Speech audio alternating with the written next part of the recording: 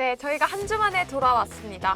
한 주 만에 왔나요? 아, 그렇네요. 한 주 만은 아니구나. 몇 주 만에 돌아왔습니다. 저희 많이 보고 싶으셨죠? 한 주 만에 보고 싶으셨을 거라 생각하고 오늘은 주영 기자가 또 재밌는 부동산 소식을 준비하는 날이 아닙니까? 제가 좀 많이 기대를 하고 왔는데 네, 유익한 소식 들고 오셨겠죠? 정말 유익한 소식을 준비해 왔습니다. 네, 어떤 소식인가요? 오늘은 제가 현장 취재를 하다가 굉장히 특이한 케이스고 재밌는 케이스가 있어서 제가 사례부터 말씀드리면 제가 분당에 한번 취재를 간 적이 있었습니다. 정비사업 이슈로 뜨겁게 활활 타오르고 있는데 거기에서 이제 리모델링과 재건축에 조금 갈등이 깊어진 데가 있었습니다. 사실 정비 사업이라고 하니까 좀 생소한데 아까 막 재건축 말씀하셨고 또 리모델링 얘기를 하셨는데 사실 저도 거의 일반인 입장이기 때문에 재건축과 리모델링의 차이를 모르는 분이 많을 것 같아요. 저도 그렇고. 그래서 네. 좀 그 차이를 좀 설명해 주시면 좋을 것 같아요. 네, 정비 사업이라고 하면 보통 도시 정비 사업이라고 합니다. 말 그대로 도시를 조금 정비하는 사업인데 크게는 재개발, 재건축으로 나눠집니다. 근데 재건축이 좀 뒤편에 대안으로 떠오른 게 리모델링이라고 있습니다.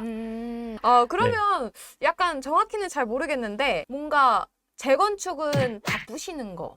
그리고 이제 뭐 리모델링은 약간 네. 그 안에서 살짝 야매로 고치는 느낌인가요?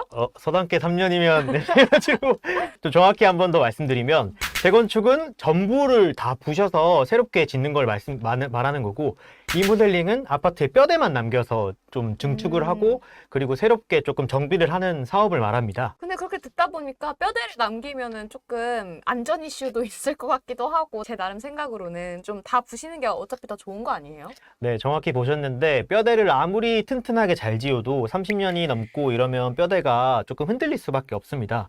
그래서 단편적으로 보면 재건축이 훨씬 좋을 수밖에 없습니다. 근데 이렇게 각 사례들을 조금 더 자세히 짚어보면 장단점이 매우 명확합니다. 그래서인지 재건축과 리모델링을 두고 주민들의 갈등이 굉장히 심한 상황인데요. 그래서 오늘은 정확히 리모델링이 어떤 장단점이 있는지 그리고 재건축과 리모델링 갈등이 왜 일어나는지 어떠한 상황에서 재건축과 리모델링을 선택해야 되는지까지 정확히 한번 짚어보도록 하겠습니다. 일기 신도시분들이 꼭 보셨으면 좋겠네요.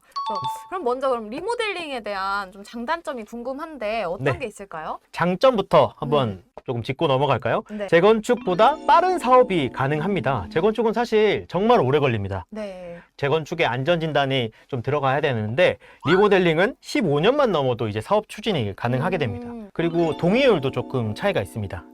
네, 재건축의 경우 일반적으로는 75% 이상의 동의가 있어야지 재건축을 추진할 수가 있습니다.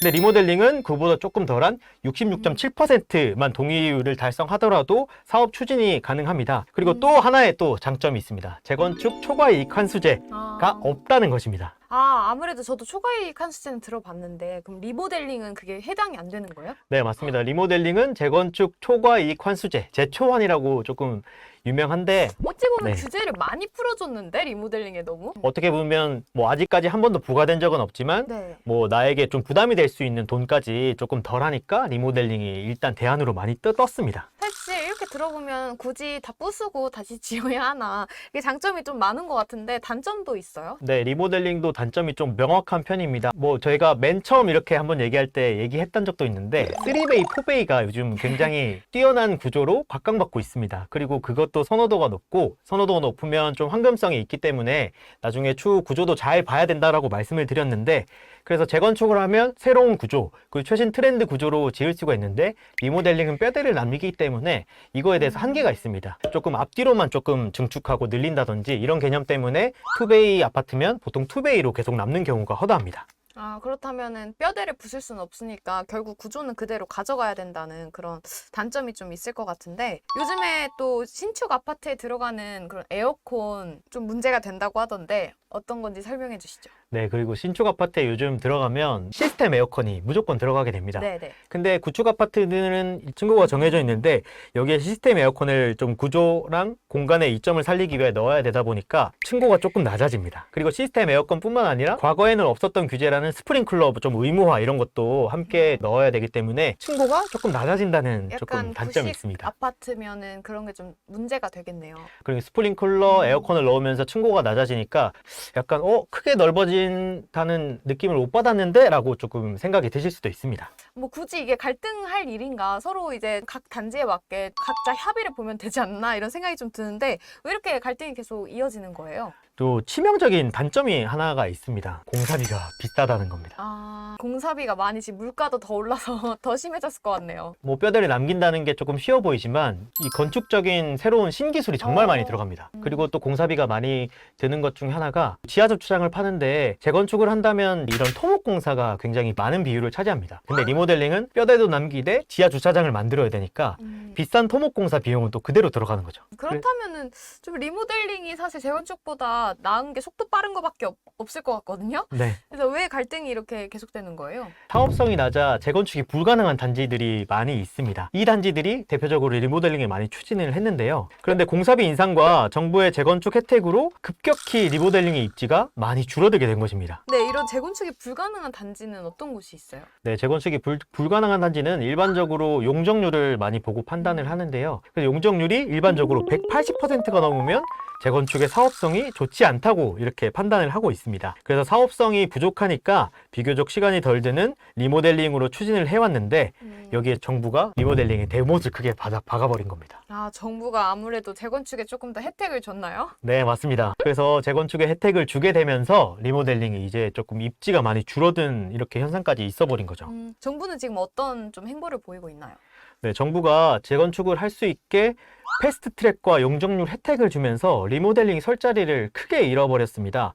뭐 기존 아까 말씀드렸다시피 180% 용적률을 기준으로 200% 혹은 250%가 최대 용적률인 경우가 많았는데요. 근데 정부가 여기 재건축을 활성화를 위해서 300% 또는 500%까지 동상향까지 하게 하면서 뭐 재건축할 수 있게 이렇게 밀어주는 거죠. 그래서 리모델링보다 재건축이 월등히 좋아져 버린 겁니다. 그렇다면 기존에 리모델링을 좀 선택을 했더라도 재건축으로 좀 선회할 수 있는 그런 단체들도 꽤 많은 것 같은데 여기서 갈등이 조금 시작이 됩니다. 아, 선회할 수 없는 사정이 있는 건가요? 네, 맞습니다. 선회를 하더라도 네. 기회비용이라고 하죠. 그동안 들였던 기회비용이나 이런 게 차이가 너무 커서 주민들이 이제 여기서 싸움이 정말 크게 시작이 됩니다.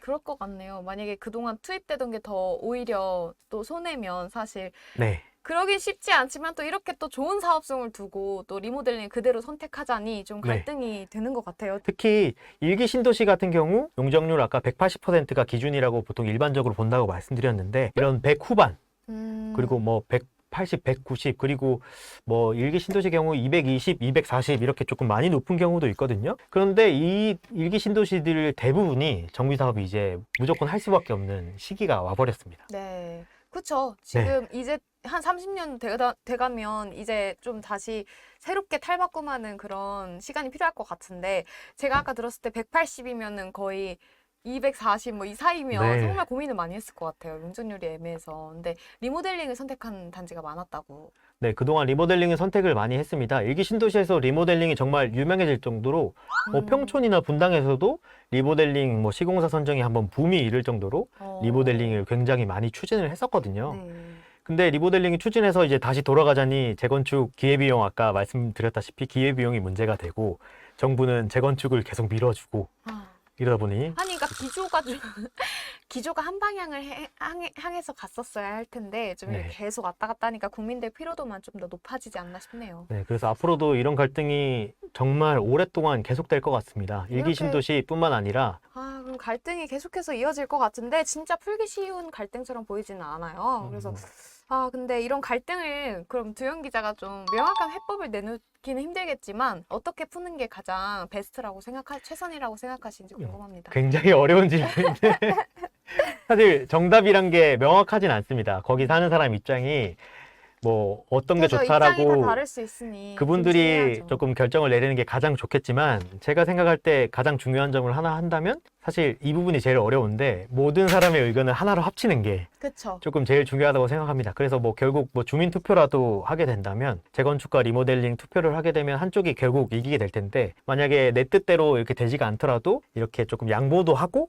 이런 식으로 많이 보고 있는 거죠. 왜냐면 결국에는 이게 멈춰 있으면 사실 15년이면 재건축 끝날 일을 지금 한 30년 이렇게 끌 수도 있으니까요. 그냥 좀 그런 걸 생각을 해보는 것도 중요한 것 같아요. 좀 사회적 합의가 많이 필요해 보이는 문제네요. 네, 맞습니다. 그래서 뭐 재건축으로 유명한 조합장이 재건축은 속도가 생명이다라고 그쵸. 이야기를 빨리 하는 선회하려면. 경우도 있었습니다. 사실 사업이 늘어지면 그냥 기다리면 되지 않냐라고 말씀을 하시는 경우도 많은데, 사실 조합이 내 집에서 사는 사람들이다 보니까 이런 사업에 대해서 전문성이 조금 많이 떨어집니다. 그러면 결국 시공사한테 돈을 빌려야 되고 은행에 사업비도 빌려야 되고 이런 상황이 있었는데, 금리가 많이 높잖아요. 네. 그래서 금리가 많이 높으면 대출 이자도 계속 드는데, 그럼 이 대출 이자도 나중에 결국 우리가 모두가 내야 될 돈이거든요. 그래서 10년 정도 늦어지면 대출 이자가 어마어마하게 늘어나고, 그러면 결국 내가 재건축을 해서 새 집을 들어가도 자산의 증식을 조금 많이 힘들게 하는 그렇네요. 상황이 돼버리는 거죠. 그래서 어렵겠지만 모두가 한마음이 돼서 조금 빠르게 진행하는 게 가장 좋은 방법이다라고 저는 이렇게 조언을 하고 싶습니다.